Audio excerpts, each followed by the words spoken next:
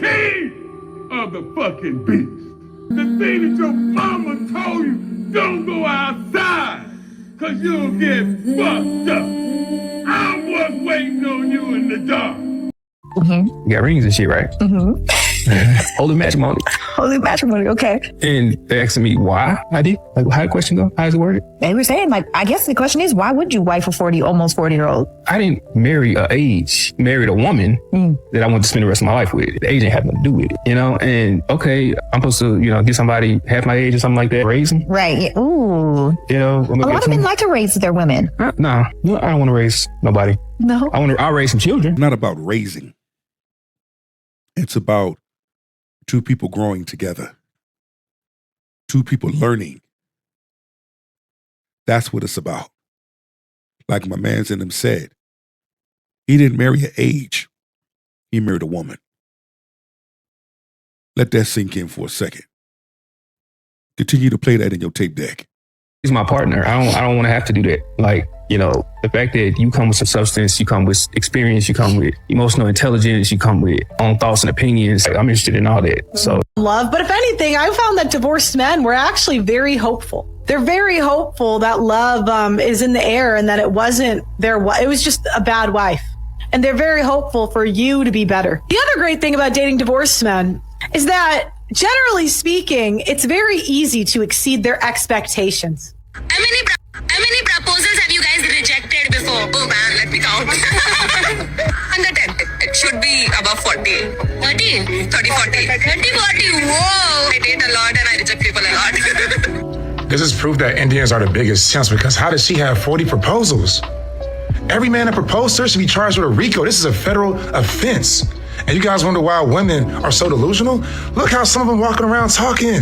This is what's talking. This is below mid-pack. Low pack. This is buns. You have some women that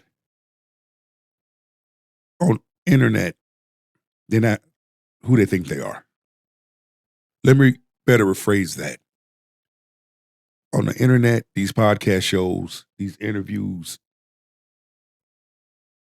they portray to be one way. Off the camera, they're another way. That's why a lot of them be capping. They do. They don't mean half the shit they say. See, when you begin to call them on their shit, that's when you know who the real them is. For real, for real. Start calling women out on their shit, I guarantee you. Because now you're calling them out. They're not as big as they think they are. Speaking like this. So I'm telling you, gentlemen, realize this. This market is different, and women all over the world are seeing this. There's women that look the same quality as her, or even worse, are like, oh, wow, okay. If she's getting 40, I deserve 40. There are women that think they now deserve 40 proposals because they opened up the app and they saw this thing saying that. Do you understand that, gentlemen? That is what you're going up against. And they don't care. They can't tell the difference. The mind is that powerful, doesn't know what's real or fake. These women don't realize that they're poor quality. They don't even have any type of, just humility about the way they speak about them. Adds value to him. What society's going to see is betrayal. And they will call him every name but a child of God, because they will say he left the woman who built him and was there in the struggle for something new. But that's the lie. Someone in the comments says, we're obsessed. We're obsessed. The guy says, not just white women, all other races of women love us. Woman says, I feel like they are non-judgmental and accept me for who I am inside and out. Another white woman says, yes, ma'am. When it comes to interracial dating, other races have a strong attraction towards black men. And what's happening is those women of other races are snatching up black men. They're listening. They ask the questions that a large number of American black women don't ask. I'm going to just be real with it. They're not afraid to ask those questions. They're not afraid to shoot their shot and go after what they want. Most American black women don't do that. Not to say they don't. I just said most don't. But you have some that do. But it's low in value. So women of other races, they love black men. And they snatching them up. We went to the auntie and aqua clubs, and they're running around. The aunties is running around. Yes, they're giving it out too. I feel like those are maybe the ones who time has ran out too, maybe. Yeah. So I feel like they're just like trying. They're competing with women our age, you know? So do you think it's age, like they should settle at a certain age, or do you think that... I mean, I'm sure some women who time runs out and they looks run out, they have to. Those are the women, those older women, they know the game. And they playing it better than you. They showing you how it's done. They know a way to a man's heart is through what? The stomach. So you got that older woman that's in shape, that's humble, has sex appeal, that is elegant, in the kitchen, whipping it up. Who you think that man's gonna go to? That man gonna go to her, not your modern feminist ass.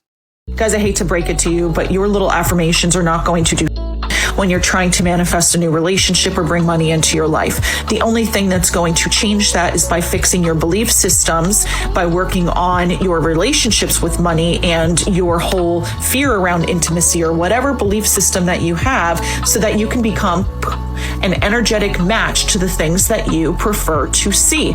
Once you are an energetic, vibrational match to the things that you are trying to manifest, that's when you will see them.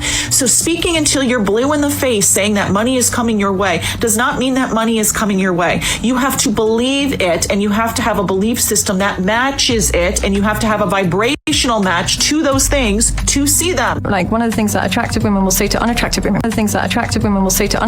be like, don't settle, ladies, you're somebody else's dream girl. No, some women are nobody's dream girl. They're somebody's wife, but... She makes a good point.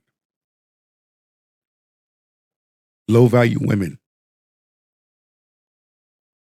acting like they're up here. In reality, they're down here. The moment you begin to call them out on it, they come for you. Why go on social media and be fake?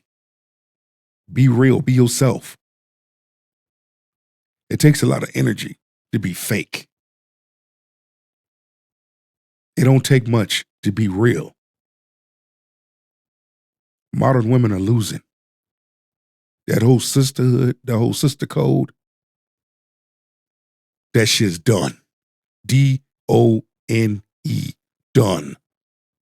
any man's dream girl, because they don't look like Pamela Anderson, they don't look like Megan. It's a hard thing to sell to women because it's... But it's the reality. Well, I'm majority sure. of men's not their dream girl. Here's the thing, people who have high self-esteem attach to truths. They enjoy truths. Truth means something to them. People with low self-esteem see truths as threats. Women who are very healthy, wife material, good, kind women, they don't seem to be getting married. They're single. They're always the ones that have no options.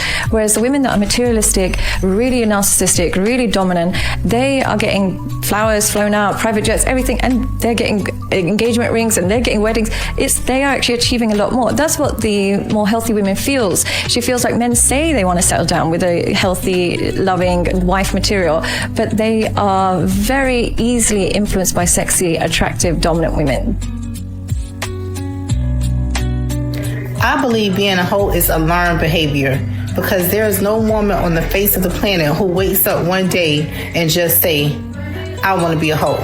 No, bitch, you had to learn that from somewhere. Somebody in your family, somebody close to you had to be a hoe for you to be a hoe.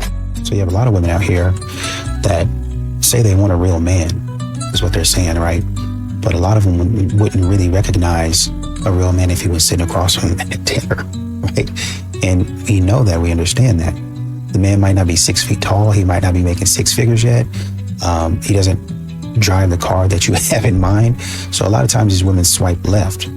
They pass a man over. They keep on looking for something better, right? Meanwhile, you got the men that are inconsistent, or I should say, you got the men that are consistent, right? You're dealing with women that love consistent. Some of these ladies love consistent, inconsistent men, but you have a lot of these women that will, like I said, pass over the man that's consistent. He's honest, he's hardworking, and he's actually ready to date.